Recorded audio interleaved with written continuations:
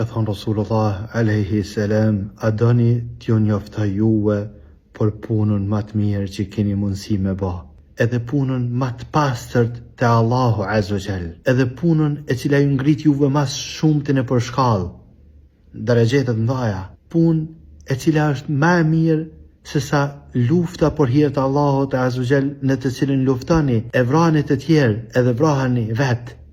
Kjo punë është më e mirë se sa me luftu. Kanë thonë shokët e Rasulit alayhi salam, edhe na bashkë me ta, gjithsesi ja Rasulullah.